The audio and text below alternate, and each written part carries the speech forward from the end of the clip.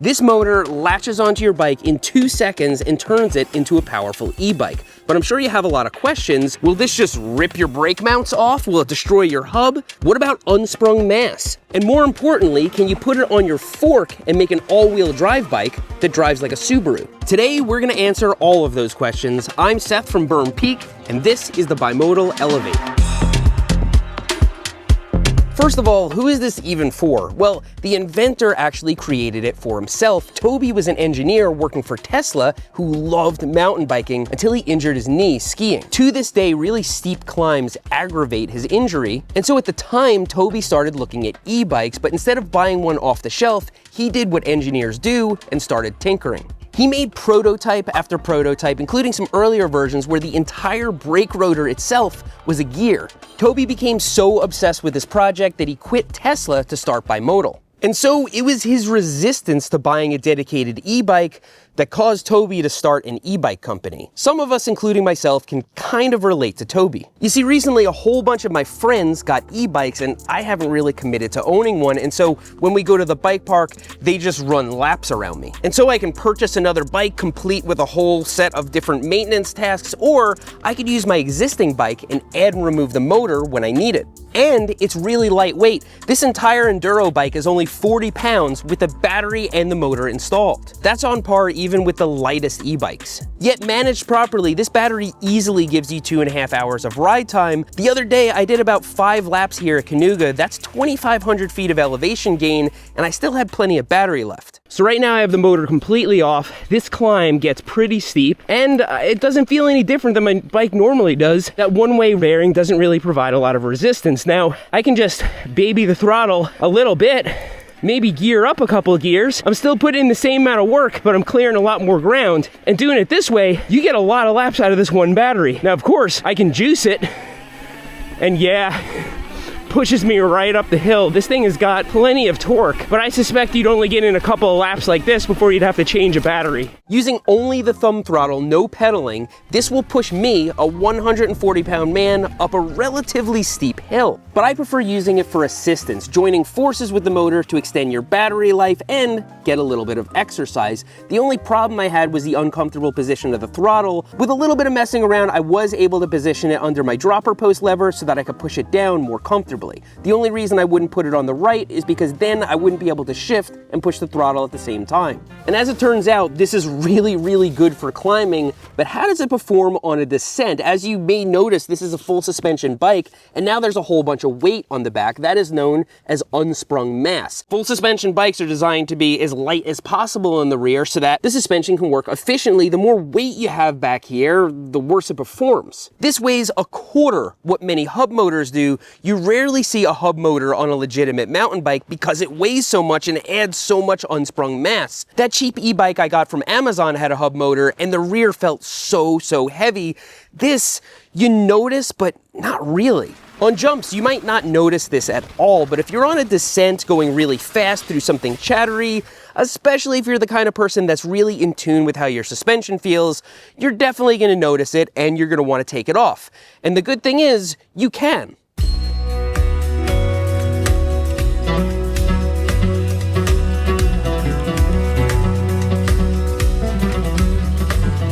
When I spent the day here at the bike park, I eventually just got used to it and I stopped caring. And especially if I was here riding with my friends and I didn't want to stop to take the motor off, I would probably just live with it.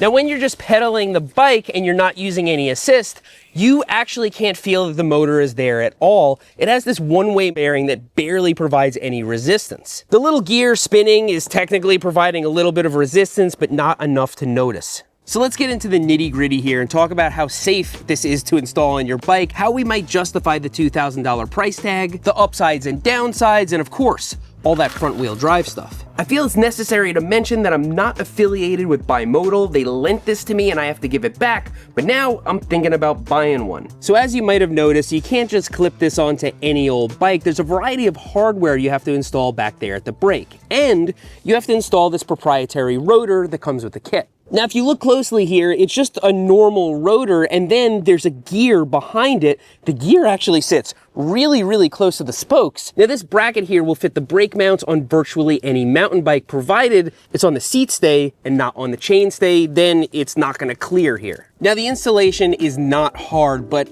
I would stop short of calling it straightforward. The directions are written as if it's being installed at a bike shop. You need a torque wrench, you need to adjust the gear mesh, and you need to mount this controller and the throttle switch. But I think if you service your own fork, you could probably handle this. But you might be wondering if this is even safe to do to your bike. I mean, after all, a hub and your brake mounts are both designed for braking, not for a throttle. But as it turns out, braking actually exerts a lot more force on all of these components than the throttle ever will. It doesn't even come close. Figure you're traveling downhill at over 30 miles an hour and you do a hard emergency stop. That's bringing your bike from 30 miles an hour to 0 in just a couple of seconds. This can't do that in the other direction. And so if these components are strong enough to withstand stopping that quickly, they would in theory be strong enough to withstand accelerating that quickly. And in practice, that does seem to be the case. This is limited to 20 miles an hour and it doesn't accelerate nearly as fast as your bike can stop. So on a technical level, this is very well thought out and they claim that it's safe.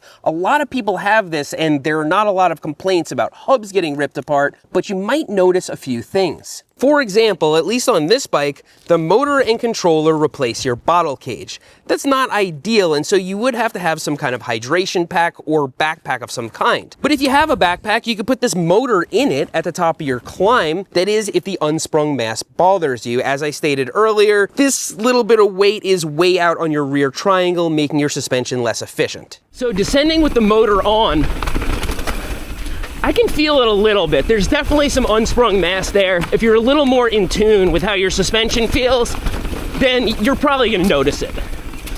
But it's not that bad. I could be lulled into sort of forgetting.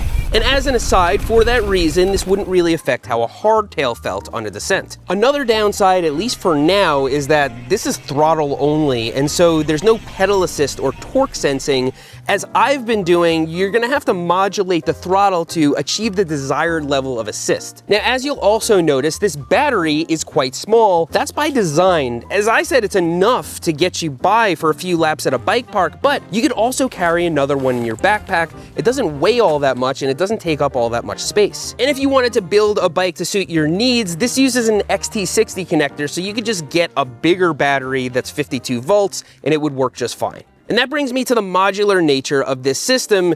The motor is the most expensive part, so you could buy additional batteries and mounting hardware, put them on other bikes, and swap that motor between bikes. And so that's how the investment starts to make sense, even though it's $2,000 for one whole kit. It's gonna cost you less to do more and more of your bikes, and you can E-ify them without making them dedicated e-bikes. And of course, that's exactly what I did over there on that Turbo Levo, which we're gonna talk about in a few minutes. Even then, some people are gonna have a hard time stomaching $2,000, especially if they only have one bike that they want to E-ify. But it's kind of like having two bikes. Many people have bikes with no pedal assist whatsoever that cost almost $10,000. If they were to get an e-bike with the same components, it'd be like $13,000 or $14,000. That makes me sick to my stomach to even think about, but makes me feel a little bit better that I could throw a motor on it for $2,000. It's also worth noting that an aftermarket mid-drive or hub motor is not too easy to remove from the bike, while this can be taken on or off in 2 seconds. This is so well designed and so innovative that Time magazine actually included it on their best inventions of 2024. That's pretty mainstream. But I'm gonna be honest, I don't really care about all of that. What I wanna know is if we can install this on the front of an existing e-bike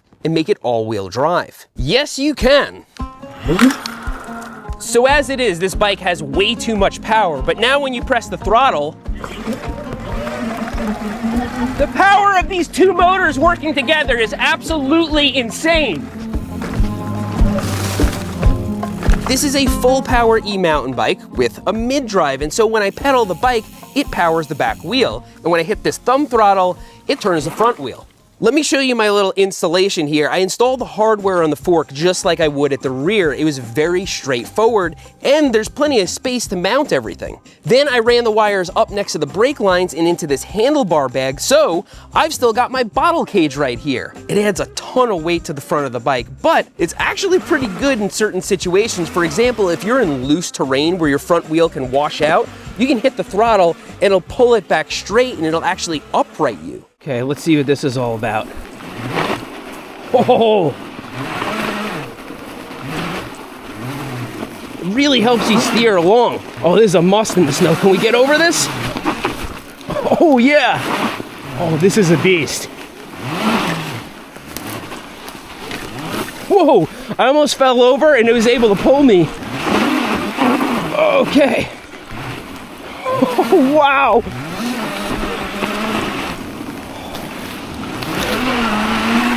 Oh! No, not smart. If I had 2 of these motors, I could put it on the moon lander and see how it does in the snow, if we ever get snow again. But I did test this in about 4 inches of snow, and things that would have been very, very difficult for me to ride a normal mountain bike in, I was just blasting through, because again, when the front wheel washes out, this kind of pulls it straight again and puts you upright. But I would say this is more of a gimmick, it's more of a party trick. It's not something I would just leave on this bike all the time, but it is super fun. E-mountain biking, if you've ever tried it, is extremely fun, but you might note it's a completely different activity than analog mountain biking. And if you want to do both, you need to have 2 potentially expensive bikes and do maintenance on both of them. This lets you have your cake and eat it too. And just like it can turn one bike into 2 bikes if you have limited funds, it's great for people with limited space. If you're living out of a van or something and you don't have a lot of storage space, you can have one bike and keep this little motor under the seat, and now you have an e-bike and a normal mountain bike. And thanks to Toby's engineering experience in the automotive industry, you also have a tremendous amount of torque on a bike that's as light as some of the lightest e-bikes out there. I'm actually excited to see what Bimodal comes up with in the future. If they had one of these with torque sensing, that would be great. If they had one where you remove every component really easily, that would also be great. Right now, the only downside here is that you have to leave that big mount on your bottle cage even when you're not using the system. And for me, that's a little bit of a sticking point. I hope you learned something today. I hope you found this interesting. And if you didn't, I hope you at least enjoyed testing an all-wheel drive e-bike with me. Thanks for riding with me today, and I'll see you next time.